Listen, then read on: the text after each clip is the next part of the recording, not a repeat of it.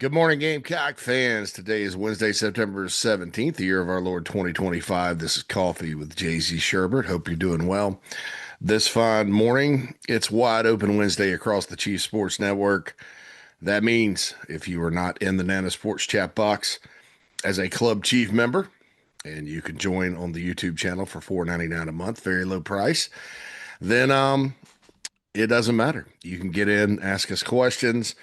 The morning show on Wednesdays has a lot of guests. It has Rob Williams from SEC Sunday Night coming in, Steven Garcia, Gamecock legend, quarterback guru coming in, and then also John Whittle on all things from thebigspur.com. And then it's Phil and myself, and we rock and roll through the chat box just about the whole show on Wednesdays, though we will have a VHS dates and a poll du jour and all of the normal stuff you see on the show. I apologize again for the rocky start this week. Of course, you guys know I've mentioned it. I dealing with the death of a friend, but it's time to rock and roll. It's again another game week for the Gamecocks, and powering through here, and feel a lot better today than maybe I did Monday, Tuesday, and getting through all that. But certainly a big game for the Gamecocks this weekend. Big opportunity. I don't know that this football game with Missouri sets up well for Carolina for a number of reasons. The Tigers have sort of had the Gamecocks number since Eli Drinkwitz has been there. It really started kind of in 2019. Carolina goes out there. I'll never forget this because there was foreshadowing that day. The Mad Dog and I, Phil Mullinax, were at a wedding, and I know fall weddings, man, I don't know why he planned it at this time. He didn't think the Missouri game was a big game, but as one of my dear good friends, and we're at the Marriott in Spartanburg. Phil and I, this before we started the show, it was 2019. And we're sitting there watching the broadcast of the game, and Mike Morgan's calling it for the SEC network. So it was kind of interesting. A little foreshadowing there, sitting at the bar at the Spartanburg Marriott. But that was a tough one because that brought a 3-game winning streak in the series to an end. Will Muschamp actually did pretty well against Mizzou, 31-21 in 2016, beat him out there 31-13. The next year in 18, the Gamecocks, that was the Scarnecchia game. Backup quarterback, right? Can't we can only hope.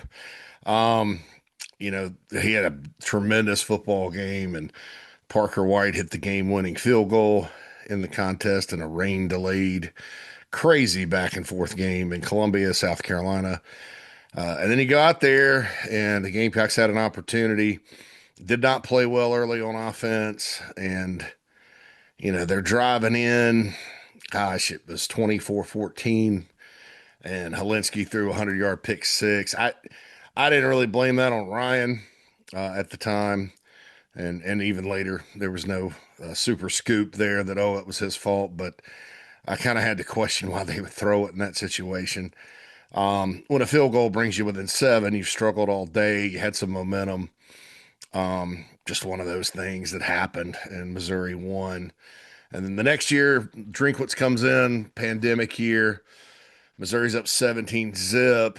Mike Bobo benches Colin Hill, and Luke Doty comes in, gives them a little bit of a spark. The game was 17-10. The only good thing about that one, Cam Smith, who ended up having a really good career at Carolina, still in the pros, really came into his own in that football game. I remember that distinctly. That was a bad year, and Muschamp had just gotten fired, and it was just not meant to be that night, but it was a competitive football game. Gamecocks go out to Missouri in 2021 with a lot of momentum, having beaten, and with this one specifically, in 20, I'll get to that in a second. 2021, Carolina had just ran all over Florida. Missouri statistically had one of the worst run defenses in America at the time. They had Steve Wilkes as their D coordinator that year, and Carolina could not stop the run all night. They had a fumble early that would have allowed them to seize momentum in the game. Only came up with 250 something yards. If it weren't for some turnovers on defense late, it would have been a blowout. But Carolina lost that one 31-28. It was their only night away loss in this series. So 2-1 in Como at night. That's interesting. But lost that one by 3. The next year, Carolina again comes in with a lot of momentum. It's an afternoon kickoff. Gamecocks got behind 17 zip early, and Missouri kind of grounded out. Marshawn Lloyd got hurt. Lloyd didn't have very much luck against the Tigers in his brief stint at South Carolina. I think he had a bruised thigh that kept him out for the rest of the year, for all intents and purposes. And then he went to Southern Cal. But it's they lost 23-10 and kind of a against a 6-6 Missouri team that finished 6-6. So that was not a good loss. The next year, no chance. Missouri was rolling. They finished 11-2.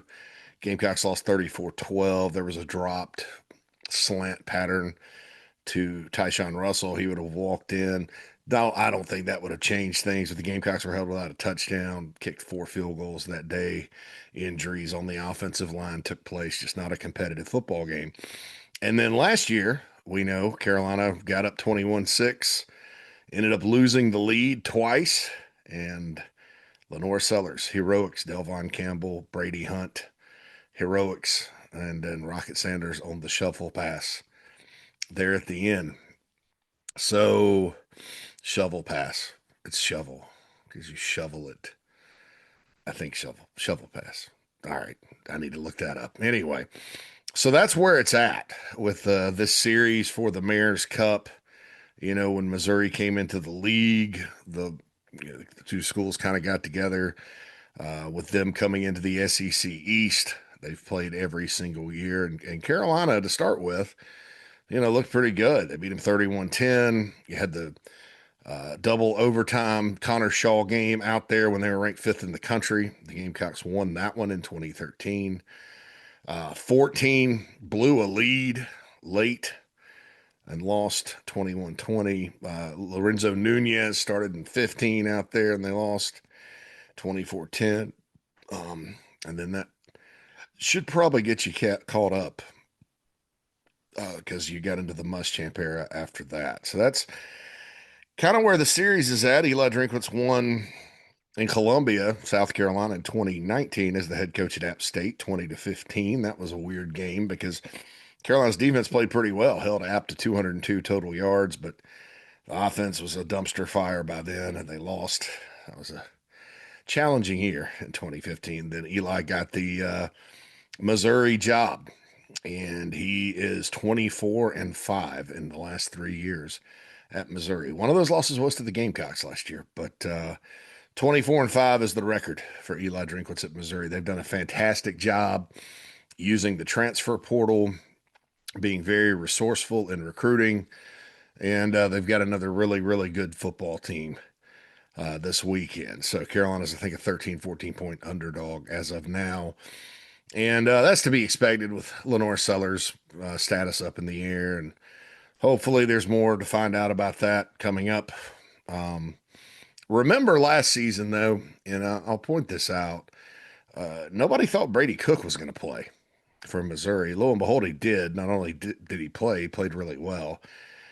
So maybe there's some gamesmanship going on, and maybe that's why Shane Beamer in his press conference was a little closed-lipped about the injury report. He did say Sunday they were optimistic. Case and Henry is also in that questionable category. My prediction is they're going to say Lenoris is questionable probably right up until kickoff on the official report. Because, Beamer will remember things like that. I didn't think Cook was going to go, and lo and behold, he did and played the whole game. So maybe there's a little reverse gamesmanship going on. Beamer did meet with the media yesterday, sort of like he is. He's defiant about things. I get it. I mean, he protects the culture. It's a culture of positivity. The team feeds off the positive energy, and he's got a track record of turning things around. It's always darkest before the dawn during the Beamer era, if you think about it. You know, again, 2021 team was going nowhere. They lost badly at Texas A&M. Came back home to Florida, 20-point underdog or so, beat them by 23. That was that that kind of woke everybody up a little bit. We all remember in 2022 going to Florida looking like absolute dog, you know what, came back, put six on the board against a mediocre Florida defense, came back, put 63 on Tennessee, 31 on Clemson, 38 on Notre Dame. So that they kind of flipped a switch with that one, and that happened. Now in 2023, that team didn't have like the oh my God, they turned it around kind of moment. They but they did, they're sitting there at 2-6. They're beat all to hell. Offensive line, mash unit, can't protect Spencer, can't run the ball, that kind of thing. And, they struggled with Jacksonville State, but found a way to win and then blew Vandy out and then beat Kentucky, dug deep and got that. And then the defense, which was a struggling bunch until that point, found a way to, keep Clemson's offense out of the end zone. They lost the game, but a nice finish on defense that year specifically. I think they were kind of just out of gas in that Clemson game, and offense had the turnover early. They gave up the touchdown. Disappointing game there to finish a 5-7 mark, but and then last year, the Ole Miss game happened. Very similar type of game to Vandy, including the margin of loss. Although Lenore Sellers did not get hurt against Ole Miss last year. Um, came back the next week, did not win the game, but they're about 21-point underdogs at Alabama and probably should have won it and dominated through stretches of it. But that was a different team. Those are all different teams. You don't know what's going to happen this year. So I can't sit here with a straight face and say, well, it's time to turn it around. And it's still September, and most of these turnarounds happen in October or November. But it's early September right now still. So, or actually mid-September, my bad. The days run together once the season starts. But it is an opportunity. Missouri's 3-0. They haven't necessarily played. They haven't played an SEC game yet, but they're 3-0. They're clicking on offense. They're good on defense. I know Kansas scored some against them. Central Arkansas moved the ball in the opener a little bit. Lafayette, Louisiana had some moments, but it's definitely been so far. Eli Drinkwitz's team has been moving the ball, converting. You know, Bo Pribula, I think that's how you say it. I think shout out to Kreger who keeps telling me how to pronounce it. 76.4% of his passes completed. Their backs are outstanding. Ahmad Hardy, Jamal Roberts, and the others have played really, really well this year. They got a wide receiver one from the portal from Mississippi State and Kevin Coleman. You know about the defensive lineman they got from the portal. Damon Wilson's one of those. They have another young man they got from Georgia last year that had an injury. Their tackles are good. Their secondary's got some veterans. They've got a good team, a really good team. And all off season, I talked about Missouri because they were picked 12th in the SEC.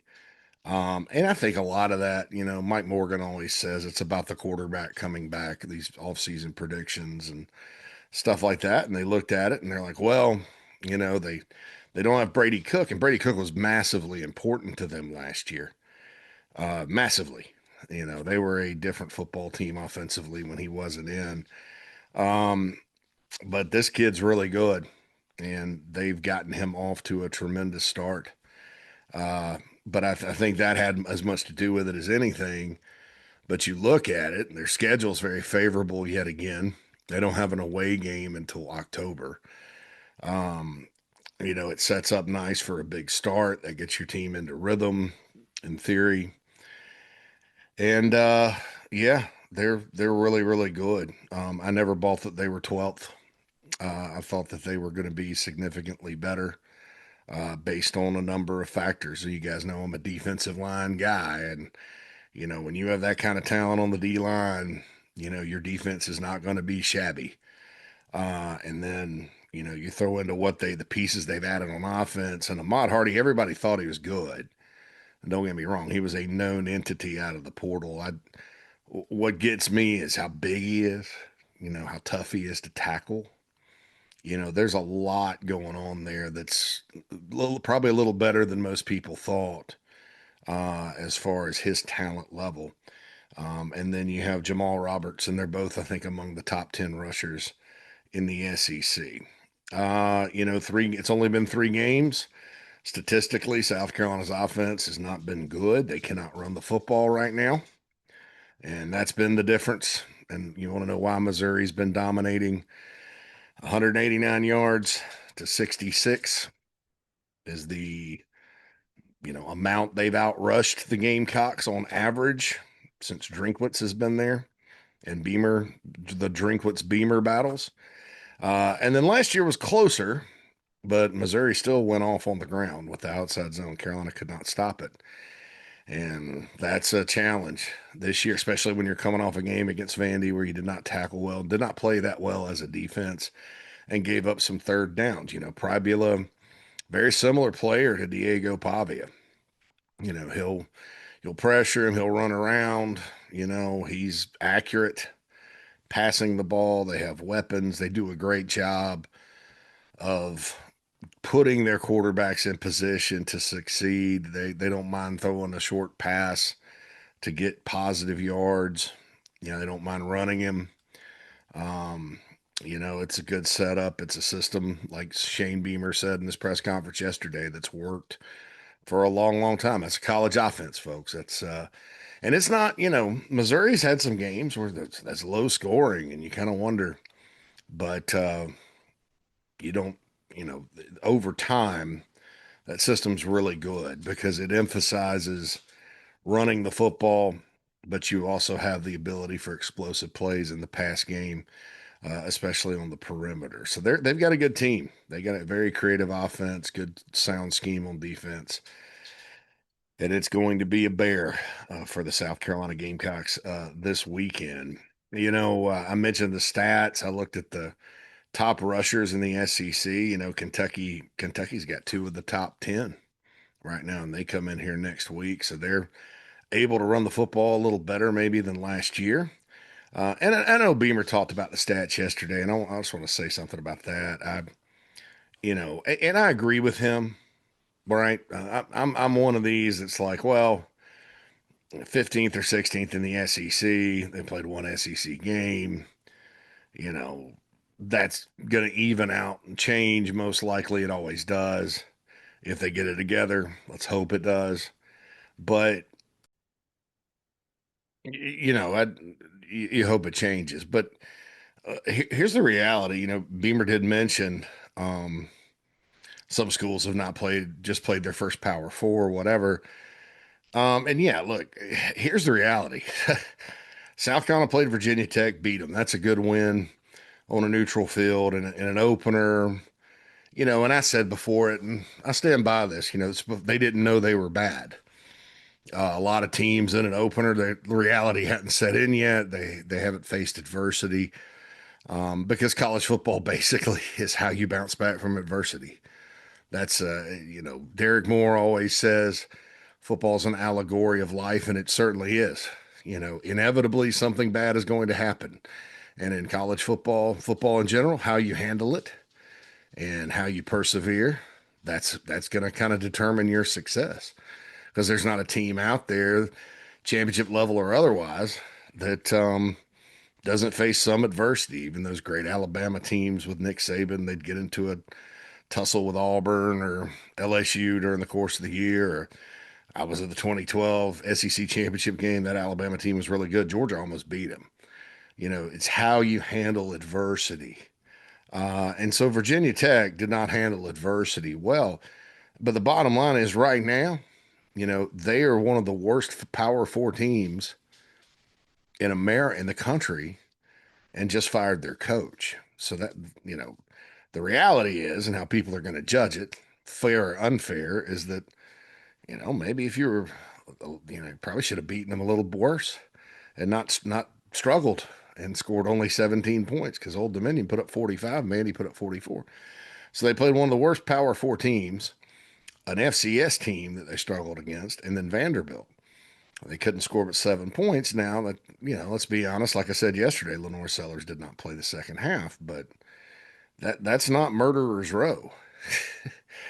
And so I do think you can take some things away from it. Now, Kentucky having two of the top rushers in the SEC, Toledo and Eastern Michigan, and then Ole Miss's defense is not close to where it was last year.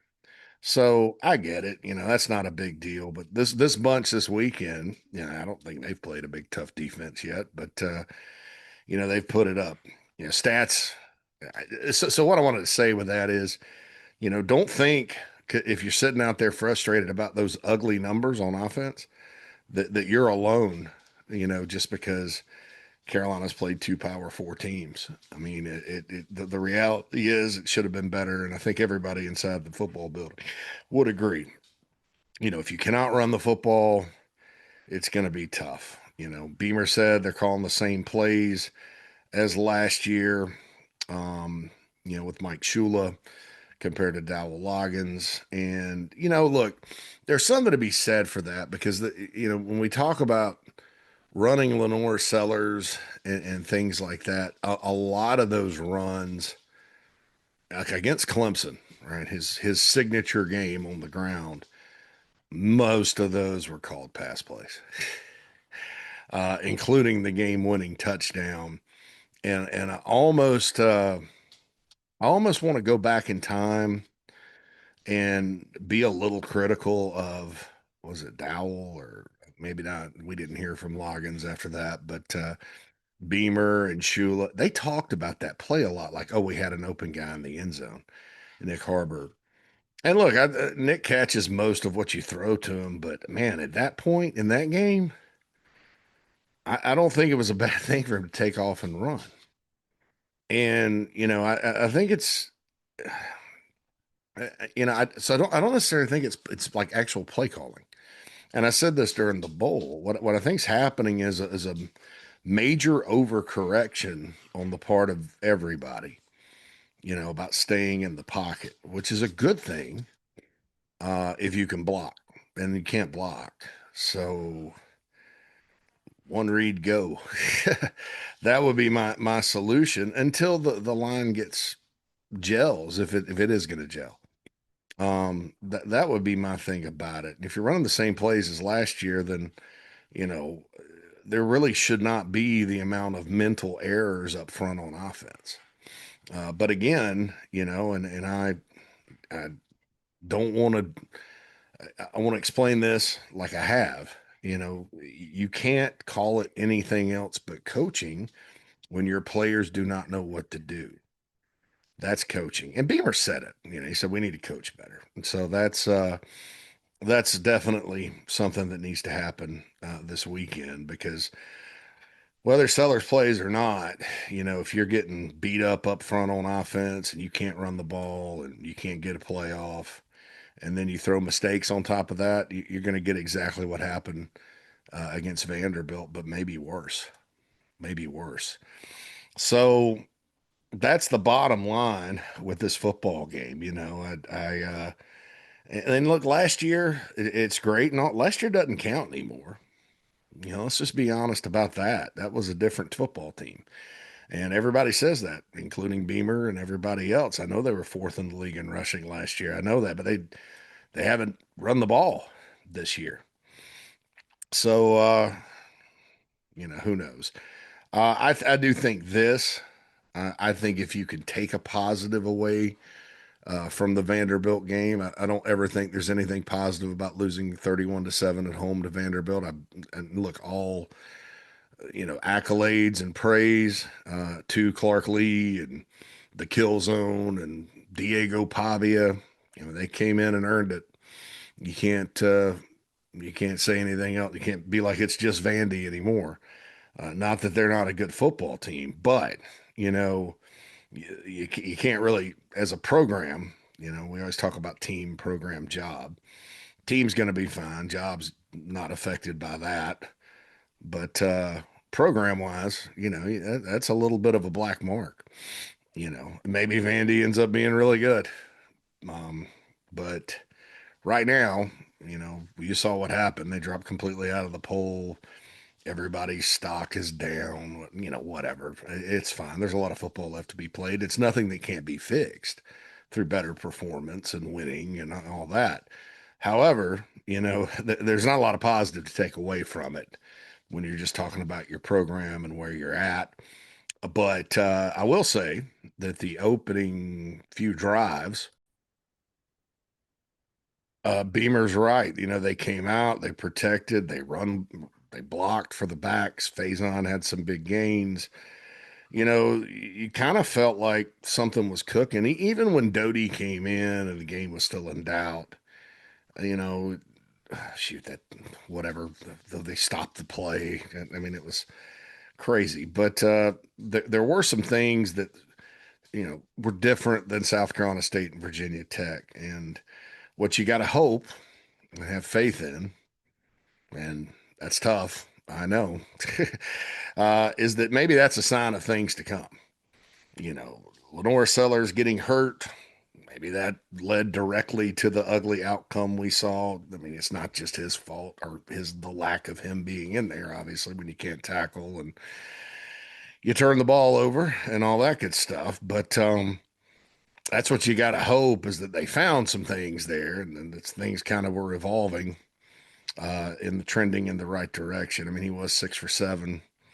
He did run it. He threw it. It's creative. I mean, it looked pretty good. What you can't have happen is the snap, and I mean that's just frustrating, man. And that's another mental error by an offensive lineman. Boaz Stanley was supposed to be the answer at center, and I can't say through 3 games he's played as well as anticipated. Now, the center is responsible for a lot of communication up front as well. So you have to do that there.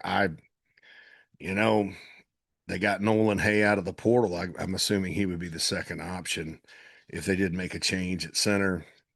I like him. He's a tough guy, but we haven't seen him a ton this year. I mean, again, there's only been 3 games that we haven't seen what he's going to do against SEC level competition, so we'll see about that. But, what kind of communicator is he? And as far as knowing everything, I mean, he got here in the summer.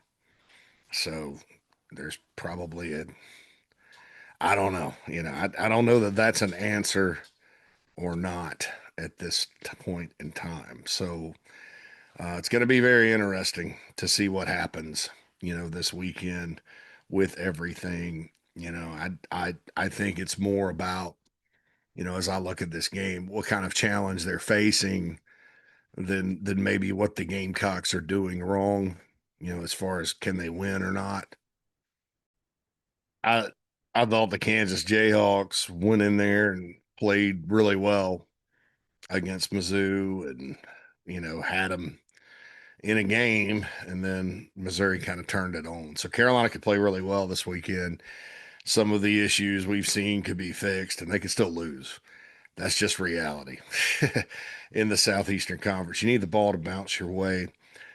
Turnovers especially. I mean, man, that was the one bright spot on offense, and then 4 happened against Vanderbilt. And you're not going to win when you do that. It's just bottom line. Bottom line. Defensively, as far as the matchup goes, man, this outside zone that Missouri runs has been very difficult for the Gamecocks to stop. And last year when they came in, they kind of adjusted some things and just kept going to the well and coming up with water. And then that allowed them to get some one-on-ones on the outside with Luther Burden at the end. And Brady Cook was almost a hero in that football game. And they remember it. Eli Drinkwitz does not forget things. Neither does Shane Beamer. Those two both have pretty long memories, but they're wanting to kick the Gamecocks' ass this weekend. I'll be honest with you. It's a game Eli kind of has his teams ready for every year because of the trophy. It's not that Beamer doesn't, but he's always dialed in on this one, so I'm told. And it's the SEC opener at home at night, and they're having a blackout. So it's a big game, and that crowd, it's a very much momentum crowd out there. They can get going, and if Missouri's playing well, they are difficult. But if they're not, it's not the most raucous place in the league. They've had some suffers through the years, just like the Gamecocks have. But Carolina's just gonna have to go out there and do their best. If Lenore's doesn't play, I'll kind of get into that as we move forward. You just got to go out and hope for the best. I think Luke Doty, just don't turn the ball over and make clutch. When you got an opportunity, make good throws. That's it. I think the receiving core is coming on. There's all this talk about the receiving core doesn't scare anybody. Well, yeah, the whole none of the offense in general hasn't scared anybody. I think there's some positive signs there. I thought Nick Harbor played a really good game the other night. I think Donovan Murph is coming on pretty strong. I think you still got good players at tight end. Dingle having a good game was big. Some of the other guys will continue to come on, or they'll be replaced by freshmen, as we're seeing. So I don't, scare anybody. What are we talking about here? Ryan Williams or Jeremiah Smith or what? I mean, I don't. I'm not buying that. Um, I think they've done significantly better as a whole than last season. But you got Lenore Sellers has had 19 attempts, and 7 attempts in a game. Luke threw it 27 times and completed 18 of them, and a lot of those incompletions were bad passes. So I don't know that there's been a big gripe about the receiving core. I know there's probably some question about Jared Brown, Mazeo Bennett, Michael Smith at tight end, but it's always a competition with this program, and so that's what's happening there. I think simply the younger guys are just performing better, and I don't know that that was unexpected, especially when it comes to Murph and Brian Rowe. Those guys were the ones that were expected to come in and play, and if things were going well, I think that everybody'd kind of be happy about that. Vendrevius Jacobs has played pretty well too. Don't want to forget about him. So, and it was inevitable. I hope Mazeo Bennett turns it around. I hope Jared Brown turns it around. I think they're good players, but right now they're just not. So you got to take your freshmen on the road and see what happens. But maybe this is a little doom and gloomy, but this is a tremendous challenge. And you know, like I said, Beamer's teams have turned it around. There's no time like the present. I know that internally they're confident they can get some things fixed and they're wanting to go win the football game on Saturday night. Now, the contact I spoke with, a couple of them did use the caveat if Lenoris is ready to go. And that's big because I think if you have Lenore Sellers, and I think if things are going well, um, which they were against Vandy, I'm not saying Vandy wouldn't have won the game because obviously defensively, and we'll get into the defense on the show and probably tomorrow. I've got some things on the Big Spur too about that, but you know, defense going, wasn't great, but you keep counterpunching against Vanderbilt. You're in a close game. They're tough to beat, obviously, but you still give yourself a chance. It's not 31-7 with an empty stadium. And had Lenore Sellers continued to play like he was playing, I'm not sure that, Carolina doesn't, in a back and forth game, have a better shot at winning. I really do. Um, and so you got to, again, with the hope, you have to keep that in mind. So we'll see what happens. This is going to be an interesting week for sure. It's a tremendous challenge to go out to Missouri right now, and it was going to be the whole time, even if they started 3-0. This one, this is a good football team. Carolina's going to play, and one that could be very, very surprising as it relates to the preseason punditry. All right, folks, be sure to tune in. Tailgate Talks is up with Pat DeMarco, Steven Garcia, Adam Prentice, who played for the Gamecocks on that 2020 team, that one kind of lost year. Came in from Colorado State. He's still in the pros with the Denver Broncos. A man after Pat DeMarco's own heart because he's a fullback. Cornbread Cowboy will love that, by the way. So he's the special guest this week. You can catch that on their YouTube channel at Tailgate Talks 547. Also, the audio version on the Chief Sports app. Don't forget, Garcia is going to be on the morning show. Rob Williams. Also, John Whittle on All Things. We have the Wide Open Wednesday with Phil and I on the show. And then Sports Talk tonight leading into the Late Night Gamecock Show with Matt Anderson and the Pride of Hampton County, Alex Jones. All right, folks, I'll see you on the show, on the Big Spur, all around the World Wide Webs. JC Shurburtt's coffee's out. Holla at you soon. JC and Matt.